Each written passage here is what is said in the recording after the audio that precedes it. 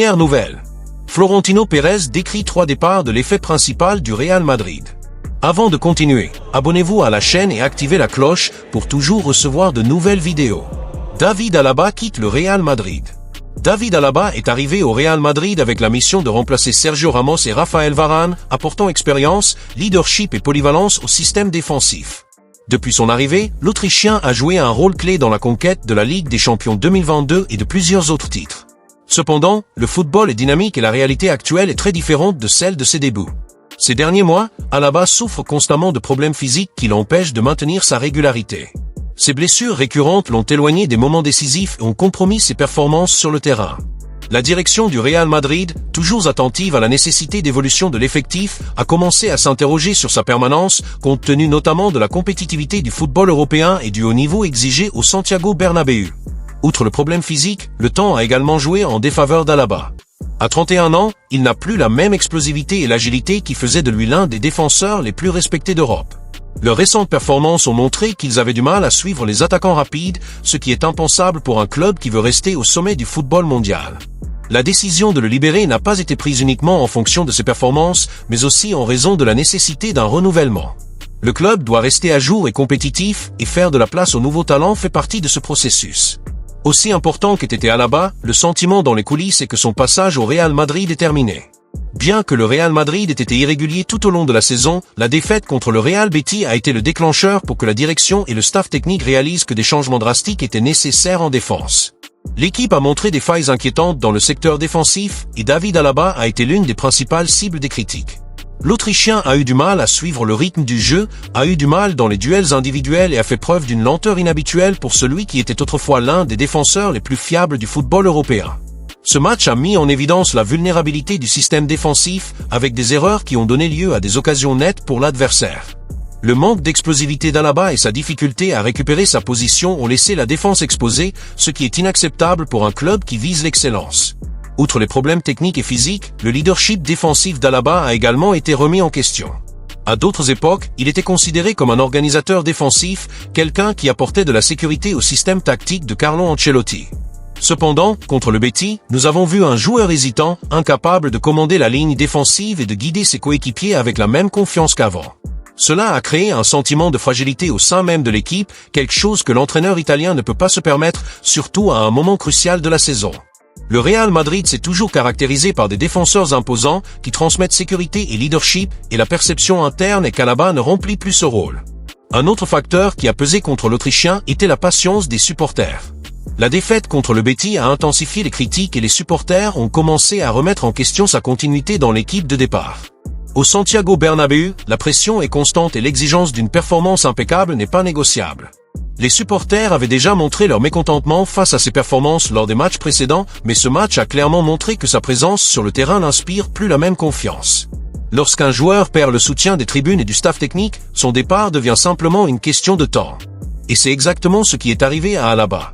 Alors que le Real Madrid est déterminé à faire de la place en défense pour un renouvellement, l'avenir de David Alaba commence à prendre une nouvelle direction. La ville saoudienne d'Al Nasr semble être la destination la plus probable pour l'Autrichien et les négociations pourraient avancer rapidement.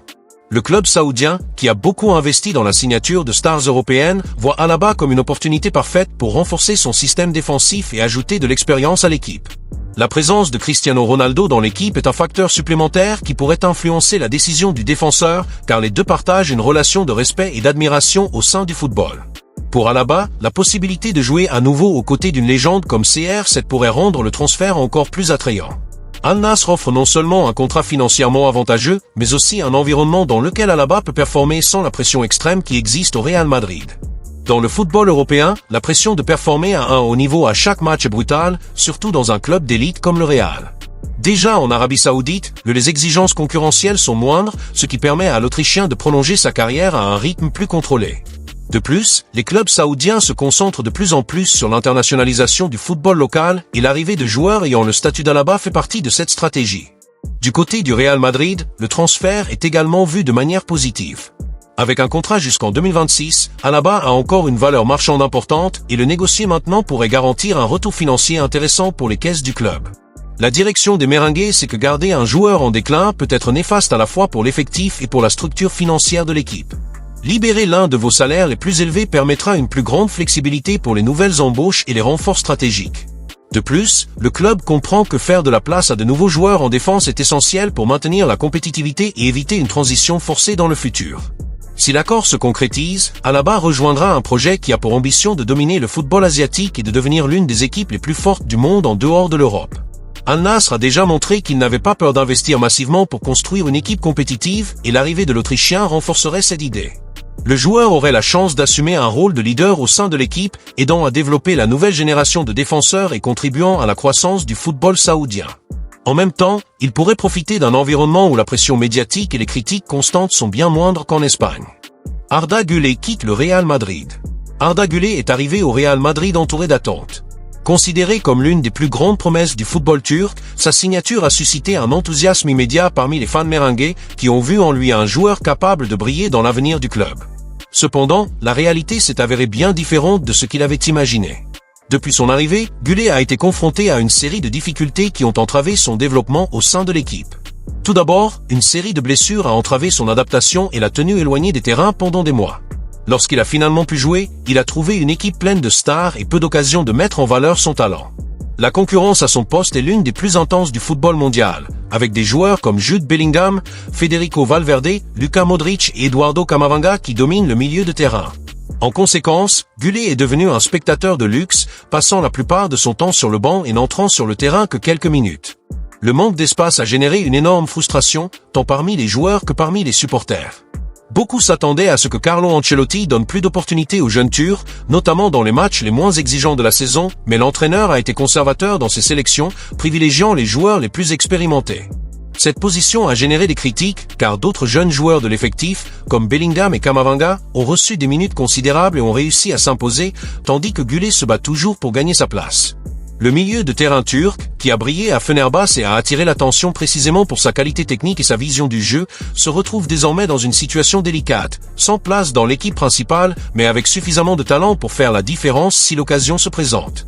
Le manque de minutes n'est pas seulement une question de développement, mais aussi de confiance. Les jeunes joueurs ont besoin de continuité pour se développer, et sans cette séquence, le risque de stagnation augmente. Güler sait que son potentiel est énorme, mais il a besoin d'un environnement dans lequel il peut grandir sans craindre de faire des erreurs. Son staff a déjà fait savoir au Real Madrid qu'un départ temporaire pourrait être la meilleure solution pour éviter que sa progression ne soit entravée. Le club, de son côté, comprend le dilemme, mais craint également qu'un prêt puisse donner l'impression que le joueur ne fait pas partie des plans à long terme. L'avenir de Güler est en jeu, et chaque décision prise maintenant pourrait avoir un impact direct sur sa carrière dans les années à venir. Étant donné la frustration d'Arda Güler face à son manque de temps de jeu au Real Madrid, un nouveau joueur intéressé est apparu à l'horizon, Arsenal. Le club anglais, qui est constamment à la recherche de jeunes talents pour renforcer son effectif, voit le milieu de terrain turc comme une opportunité en or de renforcer son secteur créatif. Le manager des Gunners, Mikel Arteta, suit Güler depuis son passage à Fenerbahçe et le voit comme un joueur avec un énorme potentiel pour s'adapter rapidement au style de la Premier League. L'Espagnol a déjà déclaré au conseil d'administration londonien qu'il souhaitait compter sur le jeune milieu de terrain la saison prochaine et estime qu'il pourrait devenir un élément de différence dans une équipe qui privilégie la possession du ballon, le mouvement et l'intensité offensive. L'idée d'Arteta est d'offrir aux Turcs un environnement plus favorable à son développement, avec plus de temps de jeu et un rôle plus important au sein de l'équipe, quelque chose qui semble actuellement lointain au Real Madrid. Le plan de la Arsenal est impliqué dans un prêt pour la saison 2025/26, mais avec un détail qui a provoqué une impasse dans les négociations. Le club anglais veut inclure une clause d'achat dans le contrat. Si Güler se montre performant en Angleterre, les Gunners aimeraient avoir la possibilité de le signer définitivement, s'assurant ainsi que le jeune joueur turc reste à l'Emirates Stadium. Cependant, le Real Madrid est catégorique sur sa position, Güler n'est pas à vendre. Le club espagnol croit au talent du joueur et le considère comme un élément important de l'avenir de l'équipe, malgré les difficultés auxquelles il a été confronté lors de sa première saison. Par conséquent, tout prêt devrait être réalisé sans option d'achat, uniquement dans le but de donner aux joueurs plus d'expérience et de temps de jeu avant de revenir au Santiago Bernabéu. Un autre point qui pousse Arsenal à insister pour signer Güler est le style de jeu de Premier League, qui pourrait aider à affiner davantage ses qualités. Le championnat anglais est l'un des plus intenses et exigeants au monde, avec un rythme rapide et un niveau physique très élevé. Pour un joueur technique comme Güler, qui se distingue par ses capacités de dribble et sa vision du jeu, jouer dans un environnement compétitif peut faire une grande différence dans son développement. De plus, à Arsenal, il aurait la chance de jouer aux côtés de jeunes talents tels que Martin Degar, Bukayo Saka et Gabriel Martinelli, formant un milieu de terrain offensif et créatif qui pourrait être l'un des plus prometteurs d'Europe. Mais il existe aussi des risques. Tous les joueurs ne s'adaptent pas facilement à la Premier League et la pression des résultats immédiats peut être un défi pour un jeune qui cherche encore de la régularité. Arsenal, bien qu'étant une équipe offensive, exige beaucoup de ses joueurs en termes tactiques et physiques, et Gullet aurait besoin de temps pour s'habituer à l'intensité du championnat. De plus, si le prêt ne se déroule pas comme prévu, il pourrait revenir au Real Madrid sans avoir réussi à se démarquer, ce qui pourrait compliquer encore plus sa situation au sein du club espagnol. Le dilemme se présente donc, accepter le défi de la Premier League et chercher des minutes à Arsenal ou rester au Real Madrid et se battre pour sa place. Cette décision pourrait être cruciale pour l'avenir de la carrière d'Arda Güler. Mendy quitte le Real Madrid. Ferland Mendy est sur le point d'entrer dans la dernière année de son contrat avec le Real Madrid et sa permanence au club est un grand point d'interrogation. L'arrière-gauche français est arrivé au Santiago Bernabéu en 2019 en provenance de Lyon avec pour mission de remplacer Marcelo et de donner à l'équipe plus de solidité défensive. Au cours de ses premières années, ses performances ont été saluées pour sa capacité de marquage et sa sécurité défensive, devenant un élément important de la conquête de la Liga et de la Ligue des Champions. Cependant, le football moderne exige que les arrières latéraux jouent un rôle actif dans la construction du jeu et cela a été l'une des plus grandes faiblesses de Mendy. Leurs limites offensives et leur difficulté à soutenir l'attaque contrastent avec le style de jeu du Real Madrid qui a toujours eu des arrières latéraux de premier plan comme Marcelo lui-même et Roberto Carlos. À mesure que le football évolue, les joueurs à ce poste doivent être complets, contribuant à la fois défensivement et dans la création de jeu. Et c'est précisément sur ce point que Mendy n'a pas convaincu le comité technique et le conseil d'administration du club. De plus, ses blessures récurrentes et ses performances irrégulières accroissent encore les doutes sur son avenir. Bien qu'il soit un défenseur solide, le Français n'a pas réussi à s'imposer comme un joueur indiscutable dans l'équipe de départ, ce qui rend sa situation encore plus délicate. Les négociations pour un renouvellement de contrat restent au point mort, car le Real Madrid n'a pas l'intention d'offrir un salaire élevé à un joueur qui ne s'intègre pas parfaitement dans le schéma de l'équipe. Avec cela, la direction des Merengues analyse déjà les éventuels remplacements. Car, si Mendy ne renouvelle pas, la tendance est qu'il sera négocié dans la prochaine fenêtre pour éviter qu'il ne parte gratuitement en 2025. Bien que Ferland Mendy ait été un ajout précieux au Real Madrid lors de son arrivée, ses problèmes actuels commencent à devenir un obstacle à sa présence continue au club. L'un des plus gros points contre l'arrière français est ses limites dans le domaine offensif. Alors que le football moderne exige des arrières latéraux capables de soutenir fréquemment l'attaque, de créer des jeux et même de contribuer au but et aux passes décisives, Mendy n'a pas réussi à répondre à ces attentes. Contrairement aux arrières latéraux comme Théo Hernandez, qui sont devenus des piliers de l'équipe aussi bien en défense qu'en attaque, Mendy continue d'être plus limité à son rôle défensif. C'est un défaut considérable, surtout pour une équipe comme le Real Madrid, qui privilégie la polyvalence et l'agressivité offensive. Dans un football où la création du jeu est devenue une responsabilité partagée entre tous les joueurs, le manque de créativité et de soutien dans la construction offensive rend Mendy moins utile dans le système de Carlo Ancelotti. De plus, son incohérence a été évidente dans les jeux décisifs. Lors du dernier match contre le Real Betis, il a fourni une passe décisive, mais en même temps, sa performance défensive a été en deçà des attentes.